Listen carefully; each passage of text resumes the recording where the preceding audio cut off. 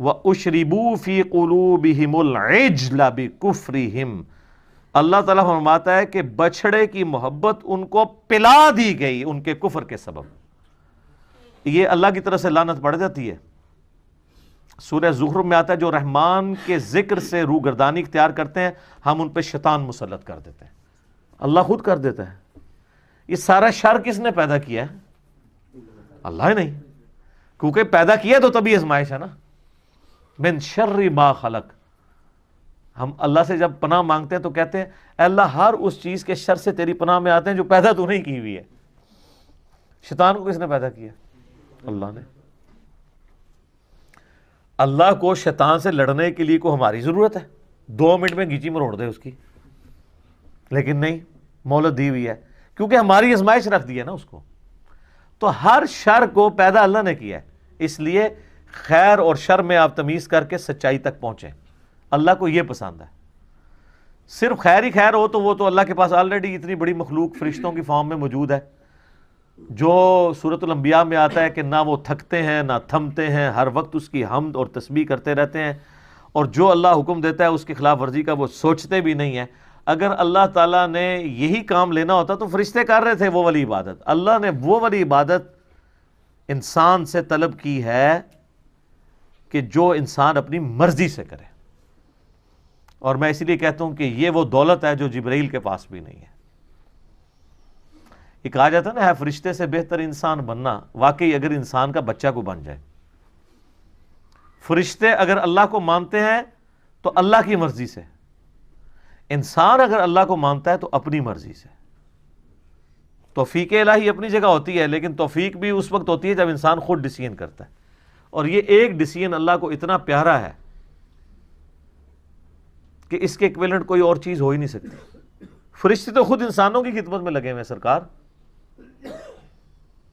صحیح بخاری میں حدیث ہے جو آیت الکرسی پڑھ کے رات کو سوتا ہے اللہ کی طرف سے ایک فرشتہ اس کے اوپر ایز اے محافظ مقرر ہو جاتا ہے۔ قرآن میں جگہ جگہ یہ مضمون آیا کہ ہم نے، سورۃ الحجر میں بھی آیا کہ ہم نے محافظ فرشتے تمہارے اوپر رکھے ہوئے ہیں جو حفاظت کرتے ہیں۔ فرشتوں کو کیا کیا ڈیوٹیاں سونپی گئی ہیں۔ کوئی ہمارا نامہ اعمال لکھ رہا ہے، کسی کی بارش برسانے کی ذمہ داری ہے، کسی کی بادلوں کو ہانک کے لے کے جانے کی ذمہ داری ہے۔ یہ ساری کی ساری رسپانسبلٹی فرشتے انسان کی خدمت میں لگے ہوئے ہیں۔ سر یہ ساری کائنات اللہ نے انسان کے لیے پیدا کی ہے، انسان کو اپنے لیے پیدا کیا۔ آپ بہت قیمتی ہیں، اپنی قیمت کو جانیں۔ لیکن یہ انسان نکلنے بڑے تھوڑے سے ہیں، 0.0000001%۔ یہ بھی میں ویسے کم بتا رہا ہوں، اس سے بھی اور کم ہے، زیادہ بتا دیا میں نے۔ اتنے اربوں میں سے ہی چند لوگ اللہ کو چاہیے، اتنے قیمتی ہیں انسان اگر اپنی وہ قیمت کو پہچانے۔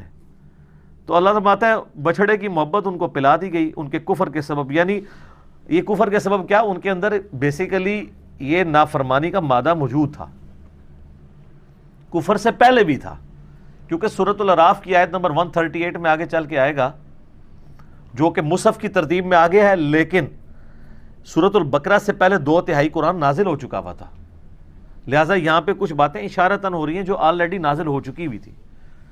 سورۃ الاعراف کی آیت نمبر 138 میں آئے گا کہ موسیٰ علیہ السلام جب یہ 6 لاکھ کا لشکر لے کے ایک جگہ سے گزرے، وہاں پہ کچھ لوگوں نے بتوں پر اعتکاف کیا ہوا تھا، تو حضرت موسیٰ کے ساتھیوں نے کہا کہ حضرت آپ بھی ہمارے لیے کوئی اللہ کا بت بنا دیں کہ ہم بھی اس پہ اعتکاف کر کے بیٹھ جائیں۔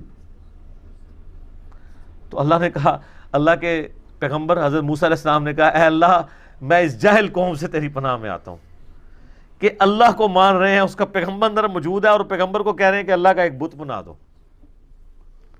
تو یہ جو ان کے اندر خناس بھرا ہوا تھا نا بت پرستی کا، بس وہ انتظار میں ہی تھے۔ موسیٰ علیہ السلام گئے پیچھو کام بھی پاتا انہوں نے بچڑے والا۔ یہ بتوں کے اعتکاف والی ڈیمانڈ جو ہے نا، یہ بچڑے کو رب بنانے سے پہلے والا واقعہ ہے۔ تو اللہ رب ان کے اندر جو خناس چھپا ہوا تھا نا، اس کے سبب اللہ نے پھر ان کے اوپر ایسی مہر لگائی کہ بچڑے کی محبت ان کو پلا دی گئی۔ اب یہ محبت بچڑے کی اتنی آسانی سے تو نہیں نکلتی، اسی لیے آپ کو یاد ہوگا ہم نے پچھلی کلاسوں میں جو گائے والا واقعہ کور کیا ہے، اللہ نے گائے کیوں ذبح کروائی ان سے؟ تاکہ ان کے دل سے اس کی عظمت نکلے، اور وہ کروائی بھی گولڈن کلر کی، کیونکہ انہوں نے بچڑا سونے کو پگھلا کے گولڈن کلر کا بنایا تھا. اس لیے تو وہ بہانے کرتے تھے جی ہمیں سمجھ نہیں آ رہا گائے کس قسم کی ہو، کبھی کوئی کہانی کبھی کوئی کہانی. الٹیمیٹلی اللہ نے فرمایا وہ آخری دفعہ جو کہ انشاءاللہ انہوں نے زبان سے نکالا تھا، اللہ نے کہا یہ کامیاب ہو گئے، لیکن لگتے نہیں تھے کہ یہ قربانی کریں گے. وہ کیوں نہیں کر رہے تھے؟ کہ اندر سے وہ والی جو عزت اور تکریم تھی وہ جا نہیں رہی تھی، اندر کا خناس مر نہیں رہا تھا. اس کا مطلب ہے کہ اندر کا خناس مارنا یہ اصل میں ہدایت کا دروازہ کھولتا ہے. تو سر ہم بھی یہی کر رہے ہیں. انڈیا پاکستان بنگلہ دیش میں جو اندر کا خناس ہے وہ یہ نہیں ہے کہ یہ لوگ قرآن اور حدیث کو نہیں مانتے. اندر کا خناس یہ ہے کہ قرآن اور حدیث کی نہیں مانتے. کو تو بڑا آسان ہے، قرآن کو مان رہے ہیں ماشاءاللہ، خوشبوؤں میں لپیٹ رہے ہیں، چوم رہے ہیں، چاٹ رہے ہیں، مرنے کے اوپر 10 20 قرآن پڑھواتے ہیں، کی نہیں مان رہے. اچھا وہ کی کیوں نہیں مان رہے؟ یہ بیماری تو سارے ہی کہتے تھے، اس بیماری کی اصل وجہ کیا تھی؟ وہ علاج ہی نہیں کیا. جیسا کہ ہمارے عموماً ایلوپیتھک علاج کے اندر نا بیماری کی سمٹمز کا علاج کیا جاتا ہے، اس کی اصل وجہ کا علاج نہیں کیا جاتا. بخار چڑھا ہوا ہے پیناڈول دے دو بخار نیچے آ جائے. کیوں چڑھا ہے؟ ہو سکتا ہے کرونا وائرس ہی ہوا ہو، اس میں بھی بخار چڑھتا ہے. جبکہ ہومیوپیتھک ڈاکٹرز کا یہ دعویٰ ہے کہ ہم اس روٹ کاز کو ایڈریس کرتے ہیں، اس کی وجہ سے وہ اپنے علاج کو اس سے بہتر سمجھتے ہیں. ہم بھی یہ بتاتے ہیں کہ اصل روٹ کاز یہ تھی قرآن و حدیث کو نہ ماننے کی کہ بابوں کی محبت انہیں پلا دی گئی تھی، جس طرح بچڑے کی محبت پلا دی گئی تھی ان کو. تو جب تک بابے ذبح نہیں ہوتے اس وقت تک کبھی بھی بات سمجھ نہیں آنی. اور اس کے لیے ہم نے ایک سمپل سا نعرہ دیا ہے، کیا؟ کہ مرنے سے پہلے اے مسلمان کر لے اس پہ غور، کتابوں کا خدا اور ہے بابوں کا خدا اور. اور یہ دعویٰ ہم نے صرف زبانی کلامی نہیں کیا، بلکہ پھر ہم نے اس کی مثالیں پبلک کے سامنے رکھی ہیں کہ آپ کے بابوں نے آپ کو کوئی ایک بات بھی صحیح نہیں بتائی ملاوٹ کے بغیر. اگر آپ کہیں کہ انہوں نے بتایا اللہ ایک ہے، تو سر ہندو کیا کہتے ہیں؟ اللہ دو ہیں. وہ بھی کہتے ہیں اوپر ایک ہی بھگوان ہے، نیچے کہتے ہیں یہ اسی کے ہیں، یہ بھی نیچے کہتے ہیں نیچے اللہ نے ڈیوٹیاں لائی ہیں.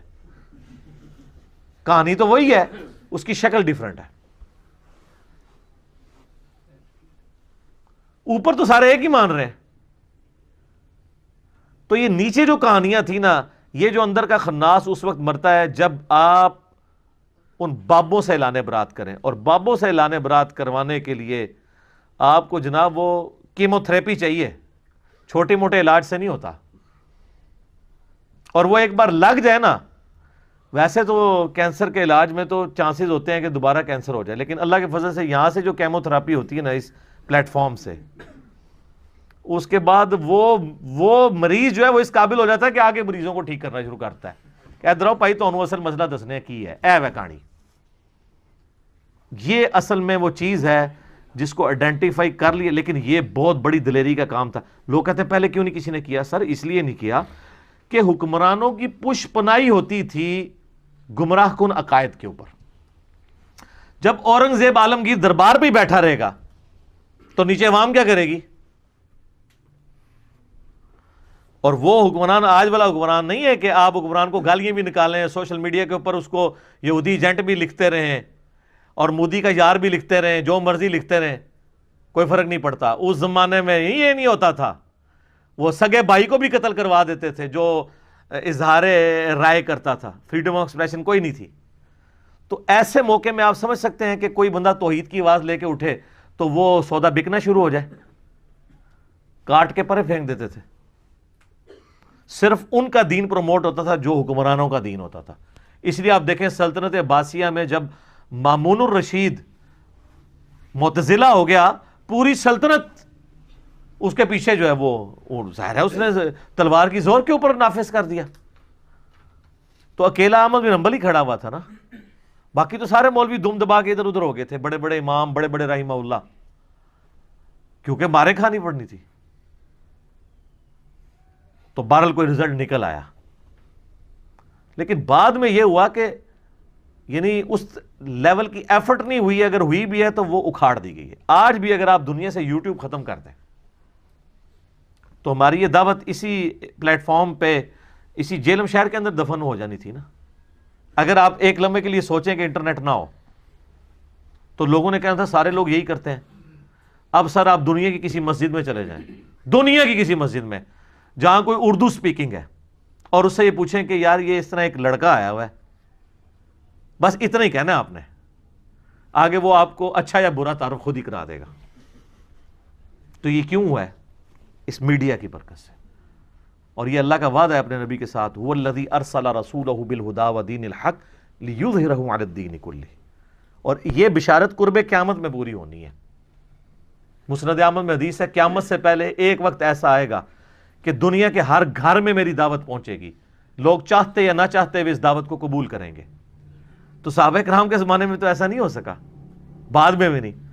اس ٹائم بھی لوگ سوچتے ہوں گے کہ ہر گھر میں کیسے پہنچے گی. سر آج دیکھ لینا، ہر گھر میں کیا، گھر کے بیڈ روم کے اندر، موبائل کے اندر. جس بچے کو آپ دوسرے مسئلے کی مسجد میں نہیں جانے دیتے تھے، اس بچے کے موبائل کے اندر ہمارے کلپس موجود ہیں. یہاں لوگ آ کے رونا روتے ہیں جناب، کہتے ہیں جی بچہ ساڈا خراب ہو گیا. بھائی منو پتہ بھی نہیں کتنے بچے خراب ہو گئے نے. یہ اللہ تعالیٰ نے ریسورسز پرووائڈ کیے، اس دور کی برکت ہے. تو اللہ تعالیٰ ہمارا ان کو بچڑے کی محبت پلا دی گئی تھی ان کے کفر کے سبب. قُلْ بِئْسَ مَا يَأْمُرُكُمْ بِهِ ایمانکم. اللہ تعالیٰ فرماتا ہے نبی ان سے فرما دو کیا ہی بری چیز کا حکم دیتا ہے تمہارا ایمان. یعنی تمہارا ایمان سے مراد تمہارا یہ جو جھوٹا تم نے عقیدہ رکھا ہوا ہے نا، تمہیں یہ حکم دیتا ہے کہ تم بچڑے کو خدا بنا لو. تمہارے تو کرتوت ایسے ہیں، تم لوگوں نے تو اپنے پیغمبر کی موجودگی کے اندر کفر و شرک کیا. آج پیغمبر آخر الزمان صلی اللہ علیہ وآلہ وسلم کا انکار کر رہے ہو تو کوئی معیوب بات نہیں ہے. تم نے تو اپنے پیغمبر کے ساتھ یہ کچھ کیا کہ وہ کوہ طور پہ گئے، تم نے 70,000 یہودیوں نے ایک دن کے اندر اپنے عقیدے سے جو ہے وہ روگردانی کی. اور پھر وہ گزر چکا ہے کہ پھر ان کو قتل مرتد کی سزا ہوئی تھی. ایک دن میں 70,000 یہودی قتل کیے گئے تھے جو مرتد ہوئے تھے. ان کنتم مؤمنین، اگر تم واقعی مومن ہو تو ذرا غور کرو، تمہارے ایمان اس چیز کا متقاضی ہے کہ تم لوگ شرک کرو؟